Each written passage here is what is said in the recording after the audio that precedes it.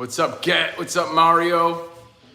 What's up, Covino and Rich Nation of our Patreons, of our patrons? What's up, everybody? We are live from my humble home behind the velvet rope. Some spoilers. We're gonna talk a little Miyagi Fang today. Hope you had a nice weekend. Hope you had a nice Monday. Sorry you missed us. Sorry for all the doggy toys. They're driving me crazy too. There's a towel there, see that? Random towel sitting in front of my fireplace. This little doggy says so. Anyway, let me get adjusted. Let me get adjusted here. Maybe I'll pick my seat up a little bit. I think there's here we go. There we go. There we go. All right, what's up, Parker Stevens? Can't lose. Got a shout out on Fox Sports Radio. Had a fun show last night talking about the NFL. Hope all your teams won. Hope you enjoyed the NFL weekend. All your college football, all your baseball, all your UFC 279, and of course Monday Night Football tonight. But again, we weren't live today on Patreon because Rich and Spot are on the East Coast. They went to our buddy Paul's wedding, which I was invited to, but too many things to juggle. I love Paul, but I just made 2 trips back east. I gave him a call and I wished him the best. And hopefully we'll catch up soon, but with Melody here and not knowing my schedule with the new custody and everything at the time and not knowing what was going on with work, it was just too much for me to handle and juggle at the time. So unfortunately I couldn't make it, and I plan on going back east again sometime soon. So, I just couldn't do it, but Paul understands. But Rich and Spot are there, and that's why we had no show. And the big reminder, in case I forget later, is tomorrow's show, Tuesday's show, starts at 9:30 on the west, okay?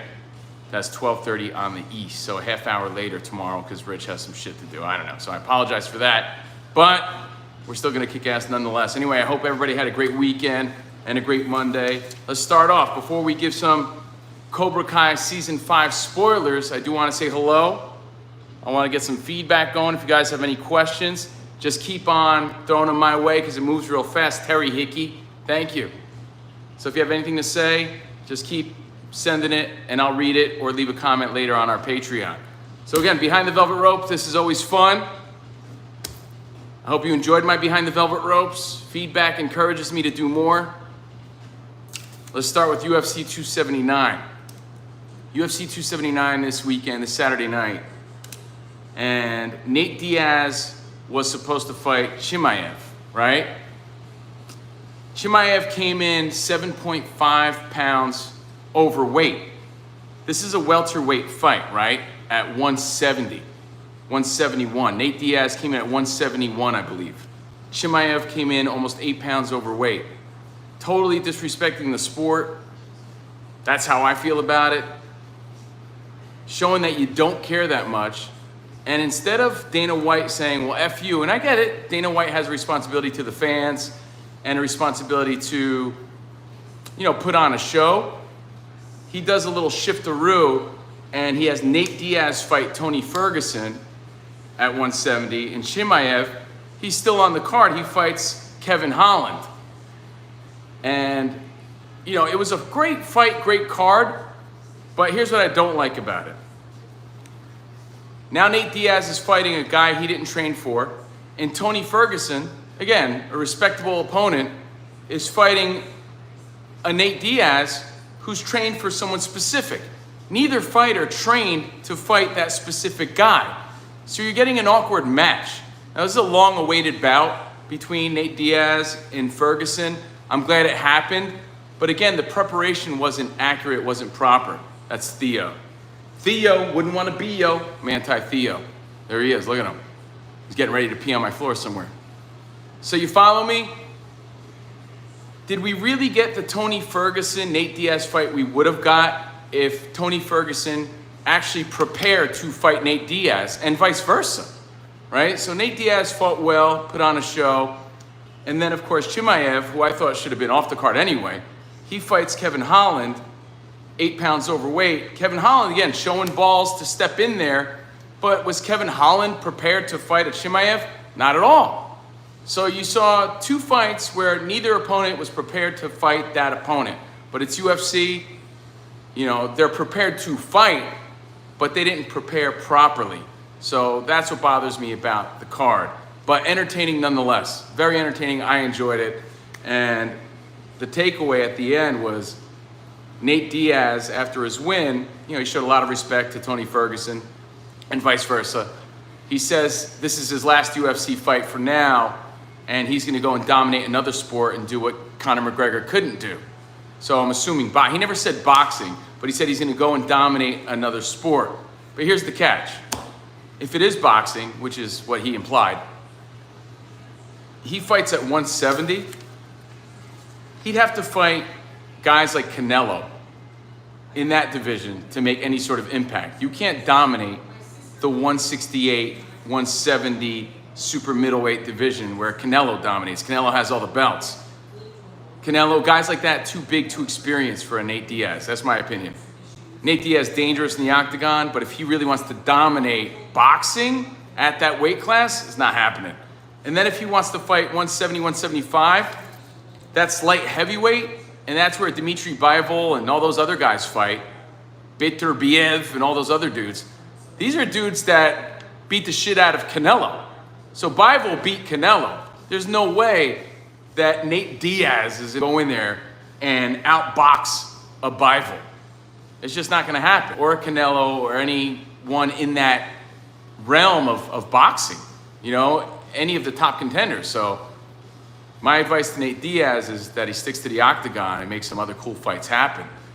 So in other fight news, I saw Le'Veon Bell knocked out Adrian Peterson. That was just stupid. You know, there's so many just stupid fights now. And the update here is this coming weekend, speaking of Canelo, he fights Triple G. Like a Triple G would light up Nate Diaz. There's just no question. No question. And of course, to state the obvious, Nate Diaz would destroy all of those guys in the octagon. But he can't just jump in there and dominate anything. As much as I like Nate Diaz. So, entertaining fight, UFC 279. Yeah, I know. Rolando, what's up? I don't even get why Adrian Peterson, a respectable former running back, you know, a guy with a lot of pride, I imagine, would want to get in the ring and make an ass of himself. He got knocked out cold by Le'Veon Bell. So we're starting to see like a culture shift due to the popularity of Jake Paul and Anderson Silva, who are fighting in October. You know, where you're seeing all these random celebrity fights and influencer fights. What's up, Preston? And you see all these random highlights throughout the weekend. You're like, who's that guy? Some YouTube star versus some other Instagram guy. I don't even know who the hell they are. But I did see Le'Veon Bell knock out Adrian Peterson. So UFC 279, it was good. It was entertaining. I enjoyed it thoroughly. Shout out to Handsome Gabe, because he watched along with me. What's up, Handsome Gabe? But they weren't the matchups that we were supposed to see. But props to Dana White for making it happen, all right? So that's UFC 279. What else did I do this weekend? I'm not sure I talked about it on Covino and Rich on our regular show, but I watched Pinocchio. I talked about how as a kid I always liked Pinocchio, and Rich was saying how it was the weakest one. Rich is the weakest one. Him and I don't line up when it comes to things that we like. We have similar interests. Like, we both like music, but he likes shitty music, and I like kick-ass music. Eagle Fang. He liked, I don't know, Little Mermaid. I liked Pinocchio. So I was amped up to watch Pinocchio, and I'll keep it simple. My review is 2 thumbs down. Went in with every intention to love it. It sucked. This sucked my ass out. I'll tell you why. They took out things that you loved about the classic, and they added shit we didn't need, shit we didn't ask for. Thank you, Amanda P. My headband, Cobra Kai for life. I had something stuck in my throat. It's this dog over here. For example, you know the song, we even reference it on the show sometimes. When Jiminy Cricket's saying, give a little whistle, give a little whistle, and always let your conscience be your guide. That's not even in the movie. And then they add shitty songs that we didn't even ask for or want. They added some puppeteer girl. She was pointless to the plot, like completely pointless. They added some brown puppet and a puppeteer. Didn't matter. I didn't care. It didn't even fit. Right? The puppeteer girl didn't save Pinocchio. And then he didn't leave with that puppet or that puppeteer. Pointless. So again, they took away things you liked. They added shit you didn't want. Monstro the whale wasn't even a whale in the new Pinocchio. I get it. Innovate or die, but don't ruin this shit. You know what I mean? They do this with every remake. Yeah, I guess. I mean, some of them I like. Beauty and the Beast was great, right? Some of them are good. Pinocchio sucked. It just sucked. They went with an alternate ending. Originally, Disney had an alternate ending to the original classic Pinocchio. They went with that. I had no problem with that, you know. Jiminy Cricket looked weird. He had like a 5 o'clock shadow. Look, it just fell flat. Tom Hanks is a treasure, but the whole thing was flat. It was just flat and boring, and I wanted to love it, and I just didn't. So my advice to the parents, grandparents, you got your nieces and nephews coming over, whatever. You got your kids coming by, you got little kids, you want to watch a family movie, watch the original Pinocchio, because the new one, and Zemeckis did it, right? Major ball dropped. I thought it stunk. I felt bad for Tom Hanks, because how lovable is he? And how lovable is the little wooden boy? Not in this movie. Just fell flat. Everything about it fell flat. You know, and the blue fairy goes on, starts singing and shit. That's not how it went. And I get it. You could change shit if you make it better, but you made it worse. So Pinocchio, pass. Pinocchio is weak. Pinocchio is weak. I come prepared. I got notes. Hope you guys are having a great Monday. Let's have a great week. It's now time to talk about, well, you know what? I'll save my Cobra Kai thoughts. Mike on Hulu. You guys watching that shit? Let me tell you. If you're going to pass on The Bachelorette tonight, The Bachelorette, Mike on Hulu is good, man. There's a lot of people that are saying, that guy doesn't look like Mike Tyson, or this guy's not believable as Mike Tyson. This guy's good. The whole show is good.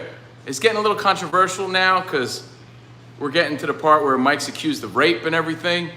And I could see where Mike's like, don't let Hulu fool you. Because so far it seems very one-sided. It's kind of making Mike look guilty when, you know, it's a he said, she said sort of thing. But it's a great show. Mike on Hulu. The docuseries about Mike Tyson, I highly recommend it. Rich will tell you to watch The Devil in Ohio or some shit. He says it's great. I'm telling you to watch Mike on Hulu. Don't let Hulu fool you. Even though Mike says no, I say yes. 9 Inch Nails. Hey, Elisa. 9 Inch Nails plays tomorrow in Santa Barbara, I believe. My buddy Rob asked me. Let me tell you, everybody needs a buddy Rob to nudge you, to get you to go to shows and shit. Rob's always like, yo, Covino, are we going or what? I got tickets. Sometimes I'm like, kind of content just laying here, Rob. Come on, man. And then I go and I have the best time. So, 9 Inch Nails on tour. Again, I hope you had a great weekend. I hope you saw some live shows. I hope you watched some great movies. I hope you watched some good shows. I hope you caught up on our show on Patreon. I hope you checked us out on Fox Sports Radio. What's up, Eric? Yeah, Eric Medeiros. Rob is the guy, he's Bad Ticket Rob. Yes, Bad Ticket Rob. But he's always down, he's always game. You know, you need a guy like that. Bro, let's go. Bro, I don't, and he always hits me up for shit I don't like. Bro, Judas Priest. Nah, I really don't like him that much. Bro, Rush is playing. Nah, I don't really like Rush that much. But he's always down, right? Now let's get into it. The reason we're all here. Spoiler alert, warning. If you don't want to discuss season 5 of Cobra Kai, come back. And cut. Come back. And scene.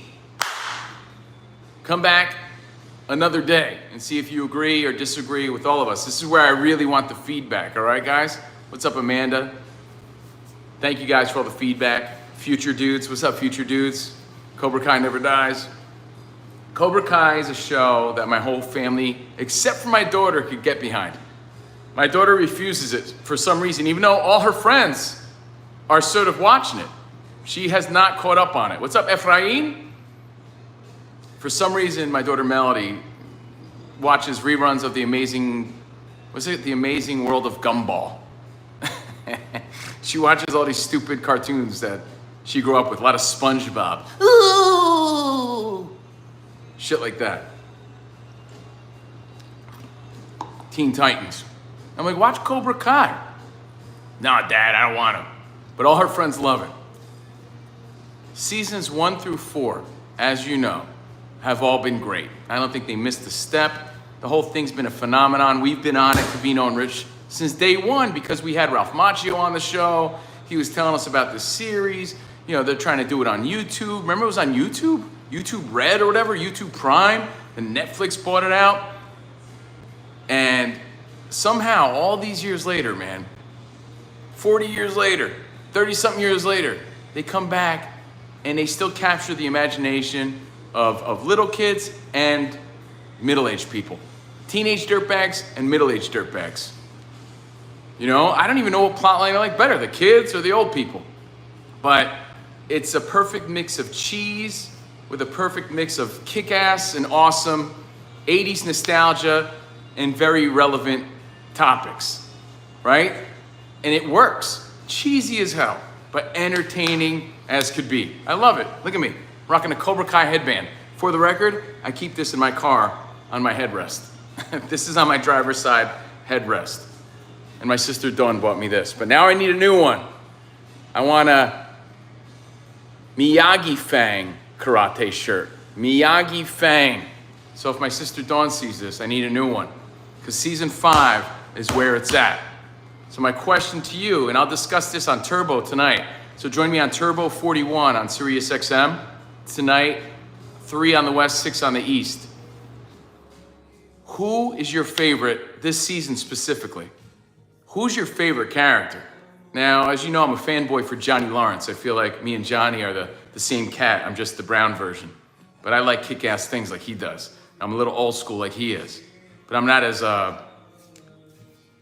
bad with technology as he is. Always Johnny. He still brings it. But I think there's a clear star in season 5. I believe last season the star was Terry Silver, right? Like, wow, that dude from the third Karate Kid comes back and he's this dynamic, he's this charismatic, this captivating. That guy hasn't done shit since Karate Kid 3. And then he comes back and owns season 4 and we love it. This season, the star is Chosen. Oh, Chosen is the guy. Chosen was in the last season as well, but he's the star this season.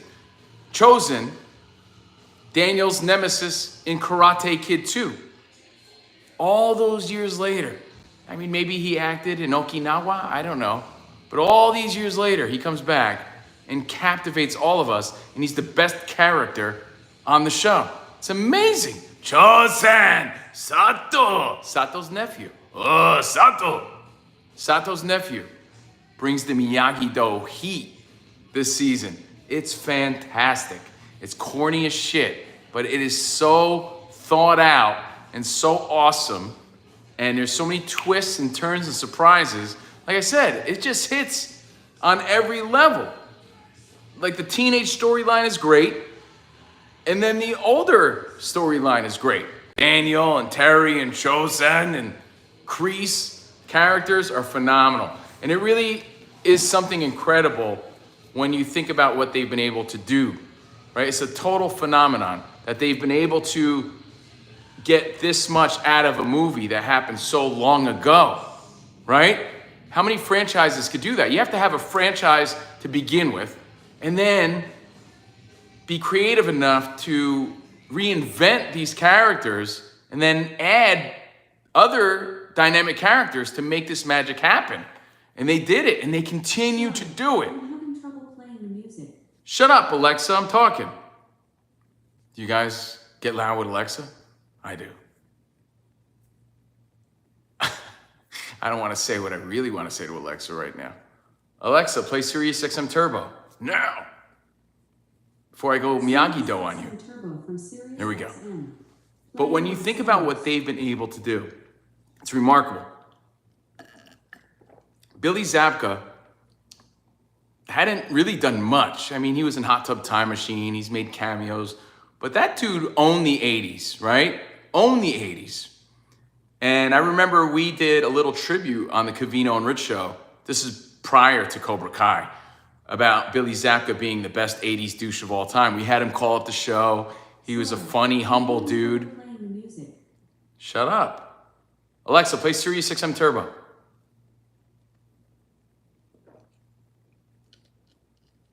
Alexa, play Sirius XM Turbo. Sirius XM Turbo from Sirius XM. Playing on Sonos. Chosen. Is it not working? This is some BS right now. But again, think about it.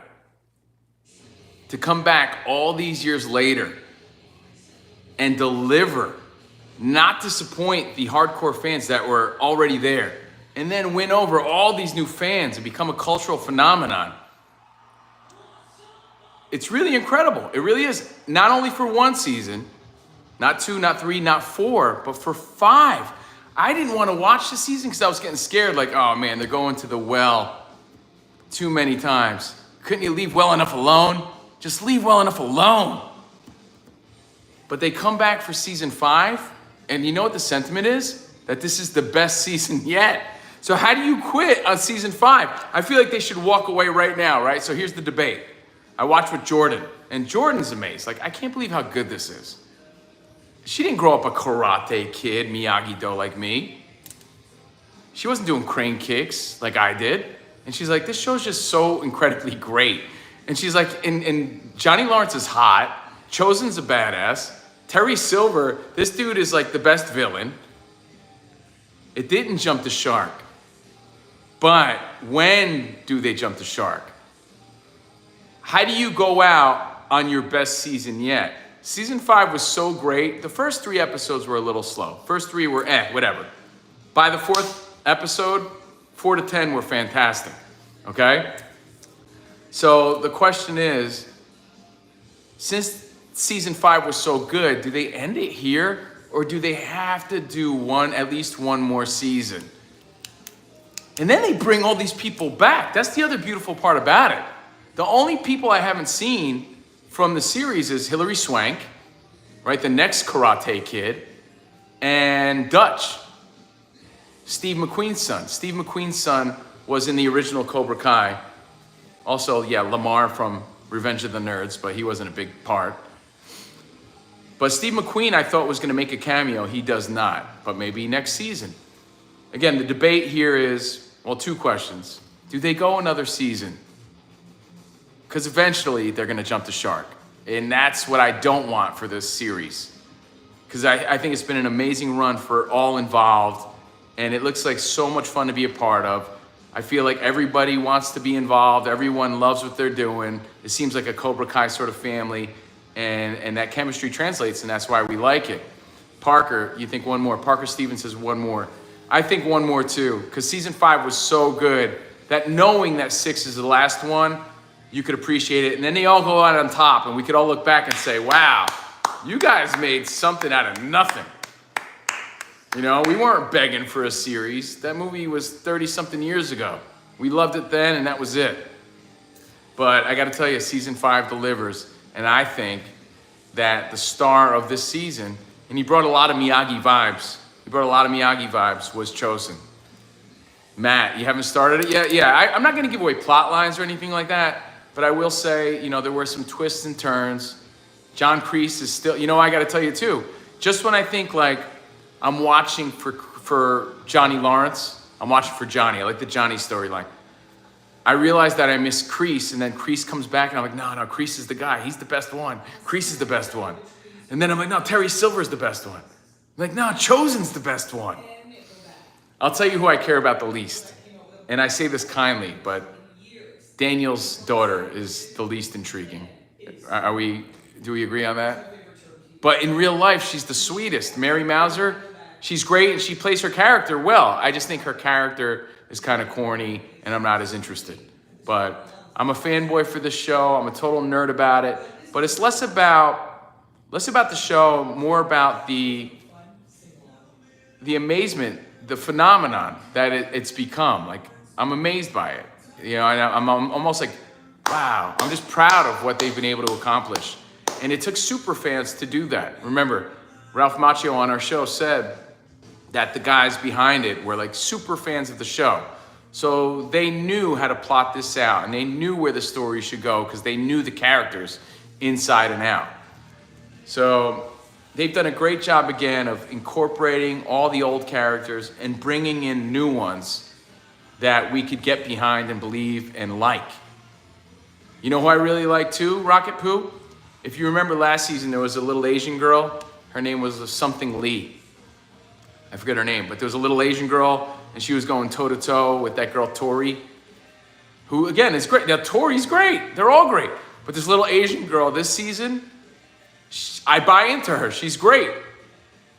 And then there's an Asian woman this season. I buy into her, too. I'm like, oh, she's a badass. But the young girl, I think they could spin off and make her more of a primary character. Preston always loved it. Man, but the chosen storyline, Devin Lee. Is it Devin Lee? Lisa? That girl's great.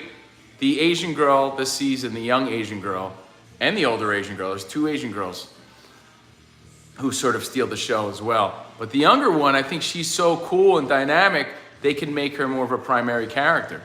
But last night when I'm watching with Jordan, she's like, they should just keep going with this and ride it to the ground, run it to the ground. I'm like, no. They got to quit it before they ruin it. But it's been a great run, and props to season 5. I really enjoyed it. I'm telling you, Chosen is the guy. You see different levels of his character, and he's a badass. He's a badass in the show. Johnny Lawrence is still the dude. Daniel's son is corny as hell, but he has a few scenes where I thought it was going to be really corny, and it was actually really good. Again, perfect mix of corny, cheese, and awesome. Nostalgia and current. It's got a little bit of everything. I thoroughly enjoyed it. That's my take on Cobra Kai Season 5. Pinocchio sucks. Cobra Kai Season 5 rules. 2 thumbs up. Now, tonight, you got the NFL. I watched Season 5 all in one night while working. Does everyone agree? I haven't read from anyone that Season 5 sucked. Did anyone think it was just okay? That's the crazy part about it.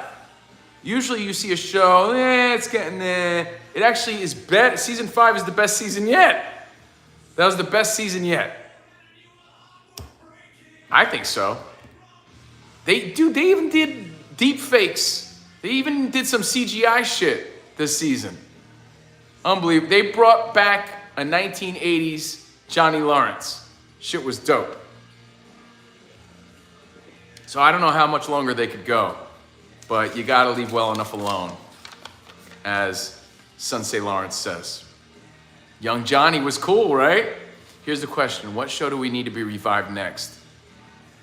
I don't know. That's a good one. Season 5 is great.